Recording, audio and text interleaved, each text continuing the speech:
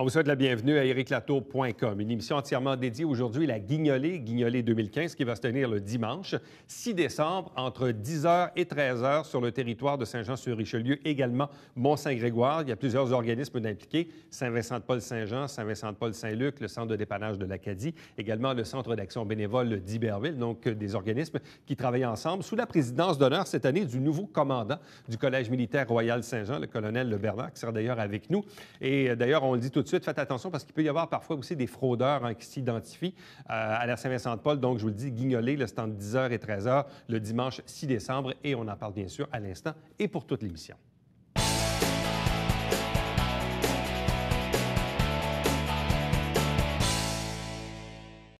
C'est déjà le moment de vous parler de la Guignolée 2015 qui se tient ici dans la région immédiate de Saint-Jean-sur-Richelieu le dimanche 6 décembre. 4 invités pour en parler. D'abord, Caroline Sigouin, qui est la coordonnatrice de la Société Saint-Vincent-de-Paul de Saint-Jean. Bonsoir. Bonsoir.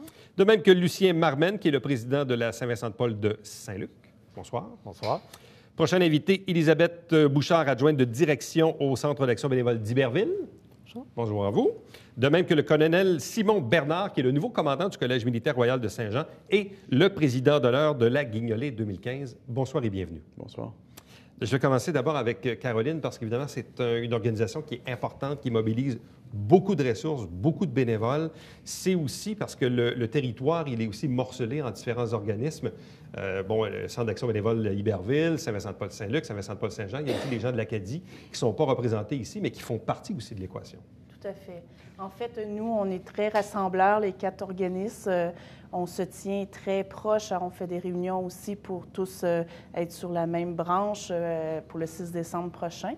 Alors, M. d'Iberville ne veut pas être ici ce soir, mais l'Acadie, pardon. L'Acadie. Alors, nous sommes ici pour parler pour lui aussi. Et nous travaillons tous ensemble pour faire une guignolée merveilleuse. Lucien Marven, qu'est-ce que ça demande, qu'est-ce que ça exige en termes d'organisation, une guignolée? Oh, c'est très exigeant, mais on a des gens qui sont fantastiques. Et surtout cette année, on a un nouveau directeur de la guignolée qui est jeune, qui est dynamique, et ça aide. Mais on va avoir, on a déjà toutes les routes couvertes. Alors, je dirais qu'on devrait avoir pas loin de 300 bénévoles. 300 bénévoles à Saint-Luc, du côté de Saint-Jean, on en a combien? Pas loin de 400. 400. Du côté d'Iberville, combien en avez-vous? Environ 300 aussi. 300? Oui. Wow! C'est fantastique. C'est rassembleur.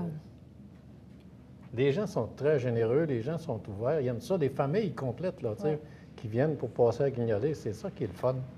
Puis, on vit des choses, vous savez, on vit des choses extraordinaires aussi. Est-ce que je peux me permettre une petite anecdote qui s'est passée à la guignolée l'an passé?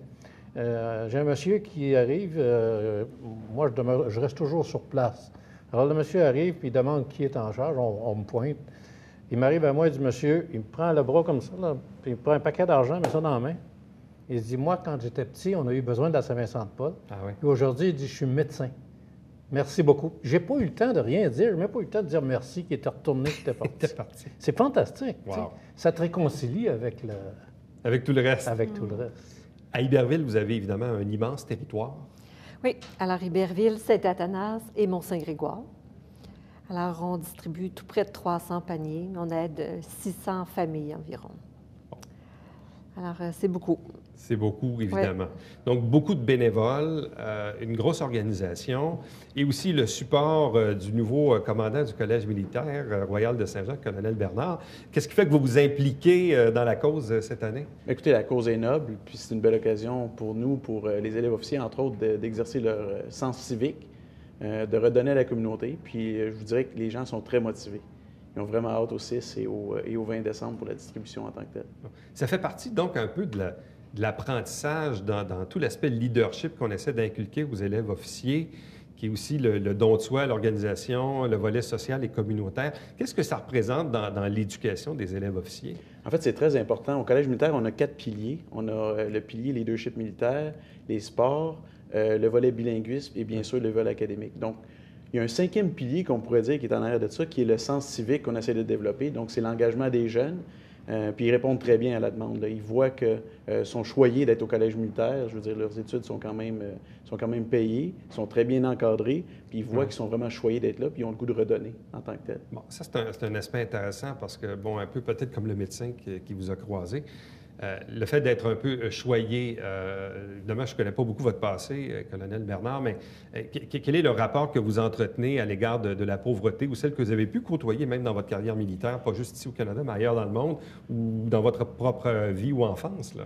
En fait, moi, de mon côté, j'ai vraiment été choyé. Je n'ai pas vraiment souffert, je dirais, là, dans ma jeunesse. Là.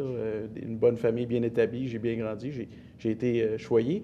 L'expérience militaire emmène, par exemple, une découverte à l'étranger, surtout, de la misère, de la souffrance.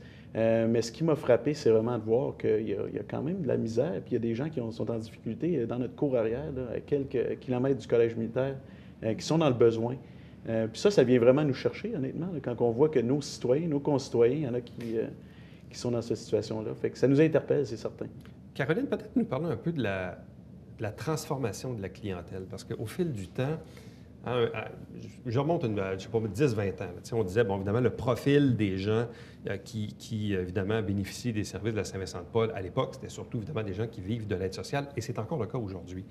Mais il y a ce qu'on a appelé aussi un peu les nouveaux pauvres. Évidemment, il y a ceux qui soit viennent juste de perdre leur emploi ou qui ont des problématiques de dette, ou des gens qui sont des petits salariés, des gens qui travaillent, mais qui n'arrivent pas à joindre les deux bouts. Tout à fait. Alors, nous avons aussi, comme vous dites, de l'aide sociale, mais des familles qui travaillent 10-15 heures par semaine, qui ont besoin aussi de notre aide parce qu'ils ne subviennent pas à leurs besoins pour l'épicerie, payer leurs petits dus par mois. Et nous avons beaucoup de monoparentales. Et de plus en plus, nous voyons beaucoup de gens de Montréal venir s'établir ici à Saint-Jean. Et de plus en plus, nous voyons aussi des gens sans abri, peut-être que vous côtoyez pas parce que vous n'êtes pas face à la réalité, mais on en voit quotidiennement. J'ouvre une parenthèse parce que moi-même, à un certain moment, j'étais pas très loin d'ici. En fait, j'étais à peu près à 10 pieds de la Banque Royale qui est tout juste à côté. Et je voyais une dame qui est une itinérante avec un panier rempli de trucs. Moi, je travaille à Montréal depuis 20 ans. Donc, quand on travaille à Montréal, on voit ça tous les jours. Sur Sainte-Catherine, Saint-Laurent, Papineau, on voit ça. Mais à Saint-Jean, dans ma ville, sur la rue Richelieu, voir quelqu'un qui pousse un panier, je l'ai pris en photo de côté. Je ne voulais pas identifier la dame, mais je trouvais que ça traduisait, oui, une transformation un peu de nos villes. Là. Mais de plus en plus, on en voit à la Saint-Vincent-de-Paul. On les côtoie, puis comme je vous dis, très difficile de se trouver un loyer. Parce que les propriétaires ne veulent pas louer à ces gens-là parce que, premièrement, ils n'ont pas d'emploi ou ils habitent la rue. Alors, c'est compliqué pour eux. Je me rappelle même, il y a quelques années, il y a 2-3 ans, l'ancien maire américain avait fait une intervention au conseil pour parler de l'itinérance à Saint-Jean. Et je l'avais invité, j'ai dit, de quoi on parle? Et Miroslav Smerica dit, oui, il y a de l'itinérance à Saint-Jean. Donc, puis même, j'ouvre la porte un peu dans le cas de Saint-Luc parce que Saint-Luc est en apparence une ville choyée. Et pourtant, vous avez une clientèle qui vient à la Saint-Vincent-de-Paul-Saint-Luc. C'est ce qu'on se fait dire qu'à Saint-Luc, c'est toutes des grosses cabanes à Saint-Luc. Vous n'avez pas de pauvreté, mais moi, je leur dis, venez, embarquez avec moi, là. Je vais vous montrer des rues complètes à Saint-Luc. Je les nommerai pas, là, les rues, là, mais il y a des rues complètes à Saint-Luc. Écoutez, on remet, en incluant la Guignolée, là, dans Saint-Luc, nous, là, on remet, bon an, mal an, on remet environ 250 000 dans la population. Alors, c'est beaucoup. Puis des gens à qui on pose des questions, ils viennent d'arriver, souvent de fois, comme Caroline l'a dit, et ils s'en viennent à Saint-Jean parce qu'apparemment, les loyers ne sont pas chers. Mais ce n'est pas le cas. C'est plus le cas. Puis quand tu as ton chèque de bien-être social, si vous voulez, là, il engruge une bonne partie seulement pour le loyer. On vient d'aider une madame, là, la pauvre madame, là, tu sais, je veux dire, une opération pour les yeux, puis c'est nous qu'on a payé parce qu'elle n'avait pas d'argent, elle n'était pas capable. T'sais. Alors, c'est des choses comme ça là, qu'on voit. Quand Caroline parlait tout à l'heure de monoparental, oui, nous, c'est la même chose. C'est au moins les 2/3, si ce n'est pas plus, qui sont monoparentales. Des femmes avec des enfants. Au mois de février, l'an passé, on a aidé une madame en plein mois de février sur le banc de neige avec ses 3 enfants. Écoutez, on ne peut pas laisser faire ça. On ne peut pas laisser passer ça. Alors, on paye le loyer, puis on fait rétablir l'électricité. Pas l'électricité, parce qu'ils n'ont pas le droit, là, en février, de couper l'électricité. Mais, je veux dire, il y avait... La madame, elle, ça prenait de l'huile à chauffage. Alors, elle n'avait pas d'argent. Alors, on a payé pour de l'huile à chauffage. Des choses comme ça. C'est régulier. Ouais. Si on dit que Saint-Jean, c'est à peu près 3000 personnes que vous aidez. À Saint-Luc, vous en aidez combien à peu près annuellement? Bon, on est rendu aux environs de 550 personnes qu'on aide là, régulièrement là, avec les enfants. C'est reparti au-dessus de 200 enfants. Bon, du côté d'Iberville, quel est le portrait de la clientèle? Bien, regardez, c'est curieux. J'ai fait l'exercice aujourd'hui de vérifier. Oui. On a dans Iberville beaucoup de 45 de la clientèle qu'on aide avec les paniers de Noël sont des gens seuls, qui vivent seuls. Alors, je vous dirais qu'on a également des familles, puis on a même des records cette année de familles où ils sont 8 personnes, 8-9 personnes. Alors, c'est un portrait différent, même si on côtoie la même ville. Puis, mais le 45 des gens qui vivent seuls nous parlent beaucoup aussi. Alors, ces gens-là ont besoin et par le Centre d'action bénévole, on fait l'action, évidemment, d'aider avec les paniers de Noël et tout ça. Mais on a aussi un rôle à jouer avec cette société-là qui nous amène aussi à travailler beaucoup, bon, je ne vais pas entrer dans le détail, mais beaucoup à travailler au niveau de la solitude. Les gens seuls, briser l'isolement et tout ça est un volet important aussi. Ce qui fait qu'au total, selon vos statistiques, à peu près, là, vous aidez à peu près combien de personnes dans une année? Bien, je vous dis, pendant l'année complète, mis à part la guignolée. Mais voyez-vous, je n'ai pas les chiffres complets avec moi, mais je me reprends pour tantôt.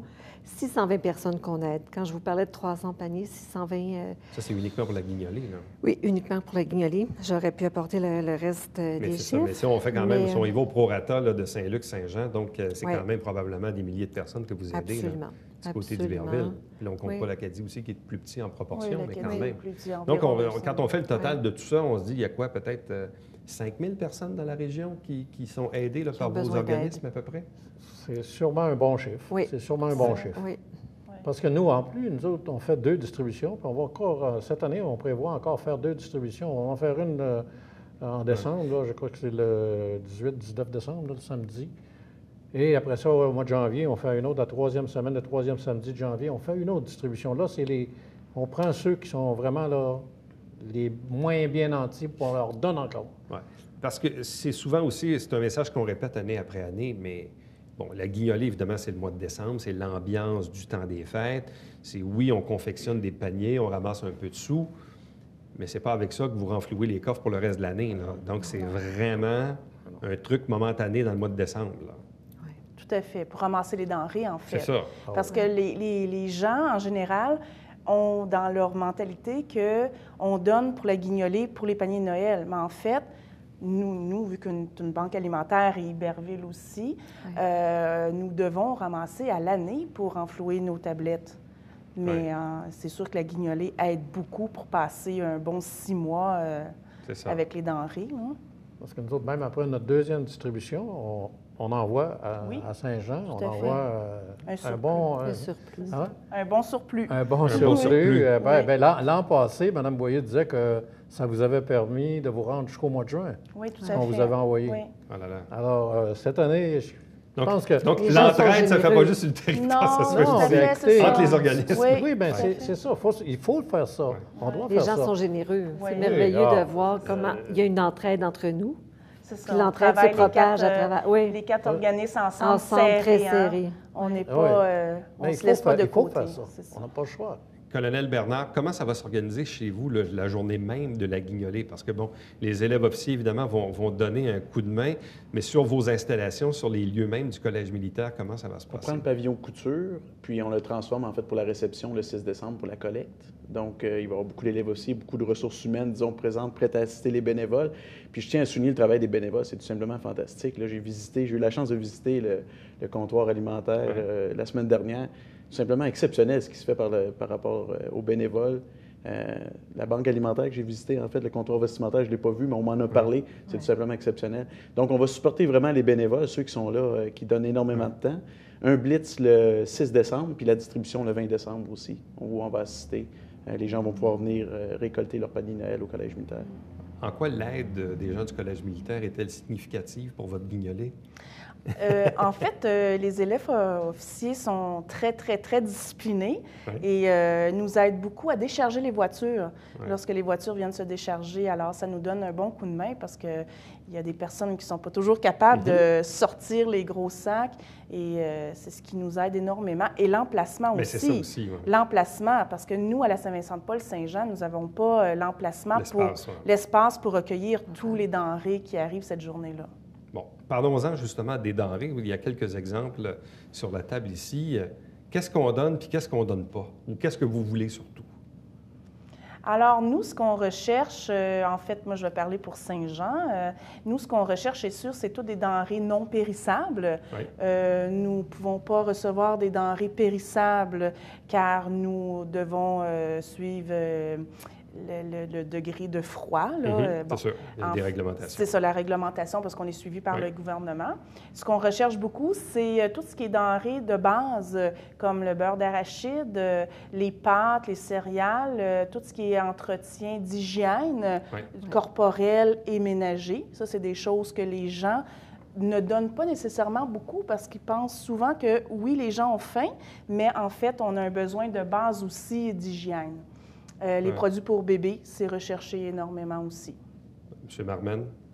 Bien, c'est la même chose pour nous autres. C'est exactement comme Caroline l'a dit. Écoutez, les gens, ils sont généreux parce qu'ils pensent qu'ils donnent pour le manger. Mais les gens, ils sont dans le besoin, mais ils se lavent quand même, là. Hein? Ça prend des choses, du savon, puis ça prend des choses, des bébés, ça prend des couches encore. Alors, nous autres, tout est classé comme ça chez nous parce qu'au 30 rue Moreau, on a l'espace requis pour tout faire ça, notre ancien local qui est devenu notre entrepôt. Et on a une table exprès pour les bébés, juste pour ça. Alors, les gens, les madames, là, les mamans qui ont besoin, ils vont à cette table-là, puis on a quelqu'un qui s'en occupe, qui leur donne ce qu'ils ont besoin, puis ils s'en occupent. On a une table de cadeaux aussi, parce que les gens donnent des choses comme ça. Alors, on fait une table de cadeaux, puis des fois, c'est les grands-mamans qui disent « Est-ce que vous me donneriez quelque chose pour mes petits-enfants? » Bien oui, la table est là, servez-vous. Alors, il y a différentes choses comme ça. Puis les boîtes, bien nous, la boîte de bananes, c'est toujours ça qui est populaire. Habituellement, on se rend à 500. Oui. Du côté d'Iberville, avez-vous des besoins particuliers dans ce que vous recherchez? Caroline a bien répondu. Les produits d'hygiène ne sont pas toujours en grande quantité. Alors, c'est quelque chose qui est bienvenu, les trucs pour les enfants. Les produits de base. Les produits de base, c'est important. On a une belle collaboration qu'on fait aussi au niveau, on parlait des produits périssables tantôt, avec les 2 IGA de Iberville. Alors, les gens reçoivent des certificats cadeaux qui peuvent utiliser pour aller acheter les produits qu'ils ne reçoivent pas. Alors, tout ce qui est produits frais, la viande, les fruits et les légumes, le lait. Bon. Au moment de la guignolée, le dimanche 6 décembre, ça commence quoi, à 10 h le matin? Oui, tout à fait. De quelle façon les gens seront-ils identifiés? Parce qu'on sait, dans le passé, il y a pu y avoir, disons, usurpation d'identité. Hein? L'homme étant ce qu'il est, où ce qu'il y a de l'homme, il y a de l'hommerie, mais de quelle façon les gens peuvent-ils, disons, se prémunir et s'assurer vraiment qu'ils ont devant eux des bénévoles de la guignolée, là? En fait, tous les 4 secteurs nous seront identifiés avec justement le petit écusson dont vous avez et les tirelires aussi avec les mitaines. C'est ce qui nous représente les 4 secteurs pour la grande guignolée de ce dimanche. Nous allons avoir des affiches aussi bien identifiées et des dossards avec marqué la guignolée avec les mitaines. Je ne sais pas, vous autres, Iberville, vous Centre êtes d'action bénévole. d'action bénévole. Exactement. Et l'Acadie aussi, c'est la même chose, en fait. Il va être identifié, point de vue avec les mitaines.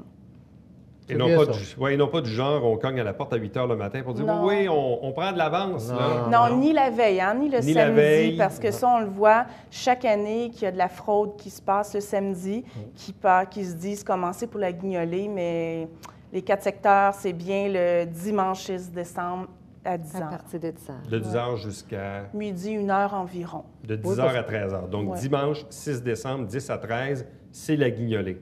Si ce n'est pas cette journée-là, puis si ce n'est pas dans ces heures-là, ça veut dire que ce n'est pas la guignolée. C'est ça, tout à fait.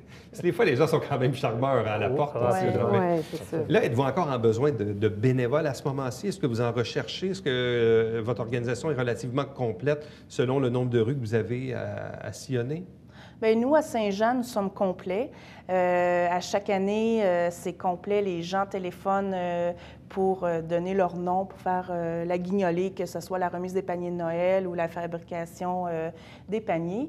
Moi, je leur dis souvent d'appeler mi-septembre, début octobre, parce que c'est complet. Ça fait au moins un bon 2-3 semaines chez nous à Saint-Jean. Et c'est merveilleux parce que les gens, on n'a pas à courir après eux. Ils ont à cœur la c'est plaisant guignolée. quand on organise. C'est ça, tout à fait. À Saint-Luc? À Saint-Luc, on est couvert.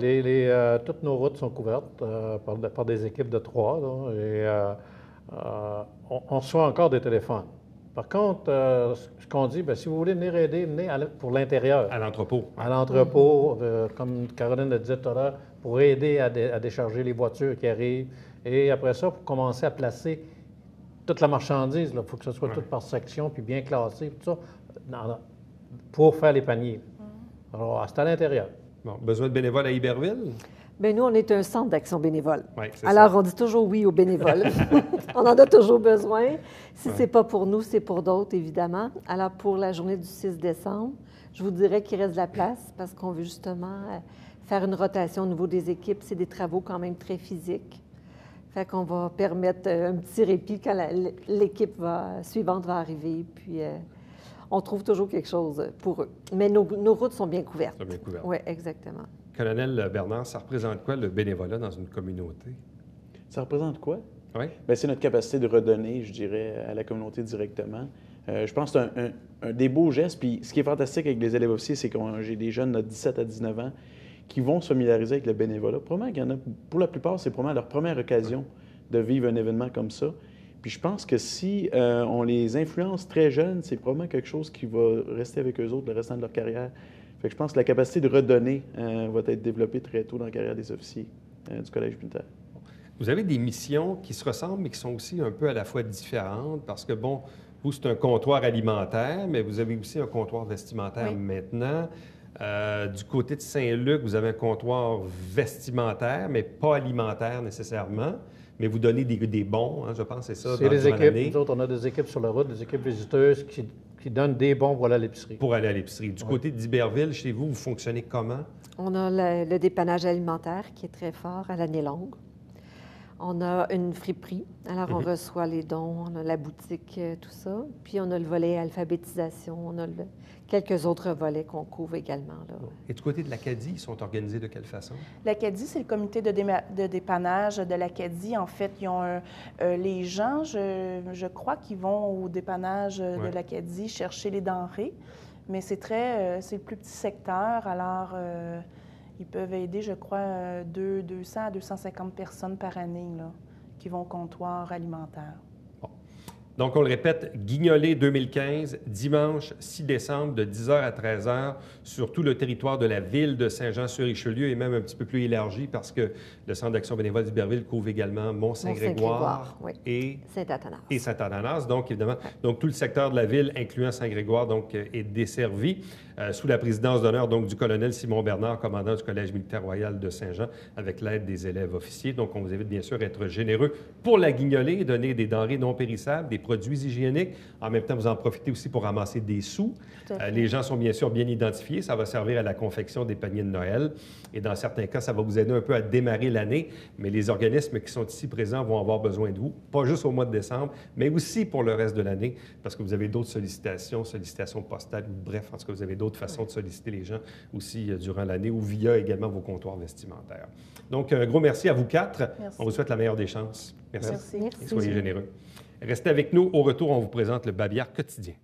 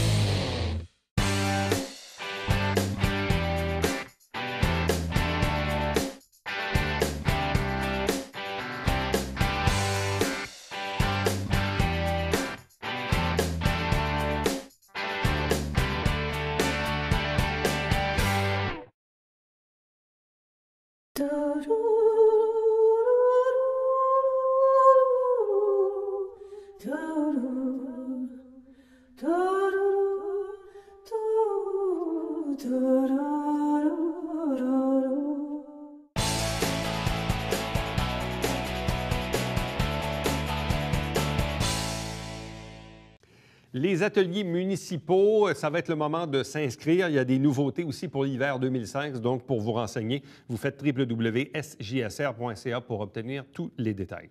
À chaque semaine, on vous présente des extraits du conseil municipal. L'émission s'appelle Saint-Jean-sur-Richelieu. Vous avez la grille horaire à l'écran.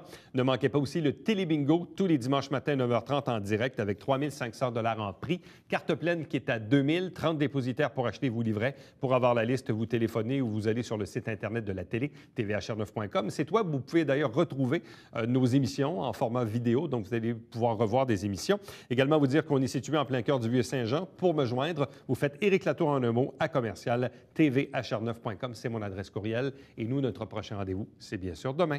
Bye bye.